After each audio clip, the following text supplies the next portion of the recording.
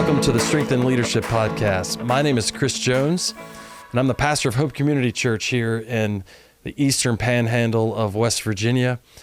And we're a multi-campus church and seeing a lot of good things happen for the kingdom. And we also have a calling to strengthen the people around us. That's where this podcast comes from. My goal is to see your leadership ability strengthened. And so my prayer is that you lean into this for the next few minutes, and we'll walk down this journey together. We've been having a conversation about reinventing ourselves, and really in a sense of the necessity to reinvent ourselves because of momentum. We talked the last couple times about the dangers of momentum and the idea that momentum can take you to a place that you're not prepared to stay and not prepared to operate in. And so today I want to introduce maybe two more illustrations that maybe help you imagine the changes that need to happen in your life. And I'm walking through these changes as well and the momentum we have here in the church. I started thinking this week about resumes and job descriptions, and I've been here 24 years, so it's been a long time since I filled out a resume, except I was in a class about a year and a half ago that required me to fill out a resume. And it was an interesting process.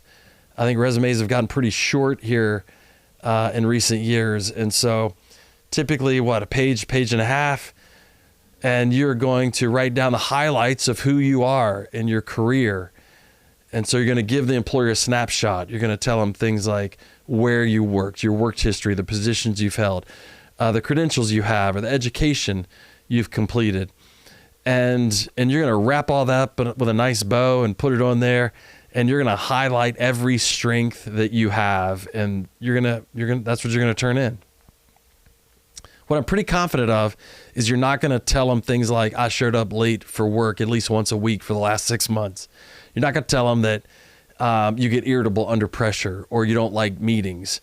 You're not going to tell them that you don't receive critique well, or you tend to be critical of others. Those are things that don't end up on our resumes. So you have the part of the resume that you're going to turn in, and then the other half of you that doesn't get on there. So job descriptions are sort of the same way. So whatever job you're applying for, they're going to give you a list of expectations. They're going to say how long, what your hours are expected to be. They're going to tell you what the responsibilities are for the job, what success looks like, how many people you'll be managing, what the goal of the department is. All these things will be listed in the job description. And then typically there'll be some type of statement that says, and other duties as assigned. That's the catch-all statement that indicates and whatever else is required. So when you lump those two things together, you get half of a picture of who is being hired and half of a picture of what's being required. And when those things collide, it ends up revealing what no one said. It ends up revealing what no one said. It ends up revealing the parts of the job that you didn't expect. You could have a ton of success, and then boom, all this extra work shows up that you didn't expect. And then that starts revealing things that you didn't put on your resume, like how do you operate when you're under stress? How do you deal with criticism? How do you deal with team members that won't listen? All these things start being revealed.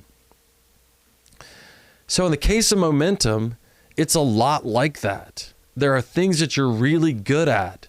There's things that are strengths of yours, and that we rely on those strengths over and over and over again. And then momentum carries us into a place where it's not your strengths that get you in trouble. It's those weaknesses. It's those small things that get you in trouble. And the journey we've been on over the last couple of weeks is the idea of going ahead and leaning into those things that can get us in trouble down the road when the momentum pushes us into a season where it's more work than we're used to, where it's more stress than we're used to, where it's more complication than we're used to. And as leaders, we want to be prepared for that up front. So here's another way to think about it. all through my life, I've worked out on and off in my teenage years, early 20s, up into my early 30s. I worked out a lot. And I would, we'd watch Arnold Schwarzenegger videos all the time back then. And he was our idol. You know, everybody wanted to look like Arnold. Never quite made it, but we were trying. So what happens is we were doing these old school workouts where you just big bench press and shoulder presses and these big movements. And we were getting strong. We were getting really strong. For my size, my bench press was pretty high, and we were all proud of it. Well, my father-in-law, who I've been around now for about 30 years, has an anatomy degree, a master's degree in biology, was an athletic trainer, was partner in a physical therapy practice. And he used to tell me back in my 20s and early 30s, he'd say, Chris, like, you got to do other things in these big movements. You got to strengthen. There's other muscles in your shoulder that you need to strengthen, these stabilizing muscles. You know, and when you're a young guy, you're like, the old man doesn't know what he's talking about. So you just brush it off and you just keep leaning into your strengths. And my bench press kept going up and up and up and up.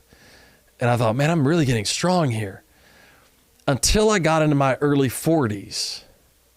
And then everything he said rang true. So I started having shoulder problems, and my shoulders were killing me at night and during the day. And I started finding out I couldn't reach across and grab my seatbelt without helping myself. I couldn't raise my arms up above my head. And I was having all these shoulder problems. And the problem was I had not worked on all the stabilizing muscles that keep you from having those problems.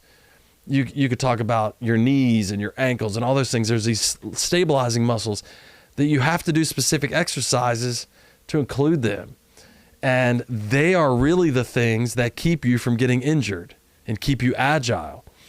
So what I started realizing was I needed to change up the way I exercise. I needed to change up my thought process, and that benching the most didn't matter if I couldn't reach my seatbelt.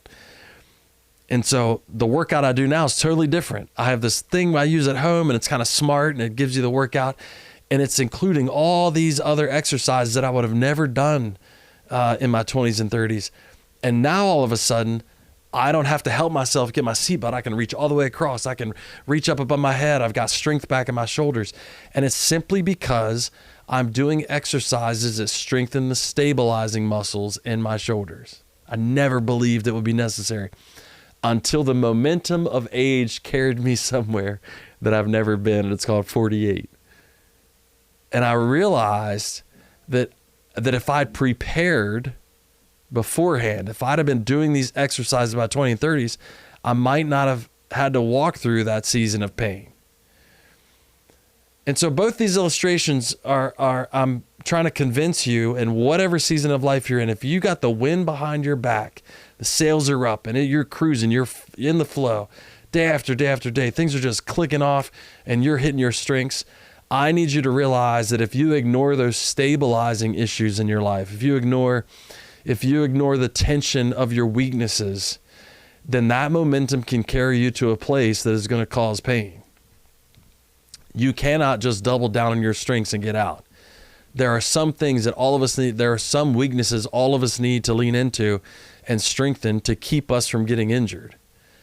And over the years, I've seen over and over again where momentum will carry people into places their character can't sustain. And so what I'm asking you to do in this season, if you're in a season of momentum, be honest with yourself. What are my weak points? What are the things that are going to get me in trouble? What are the things that are going to hurt me? And start focusing on those things.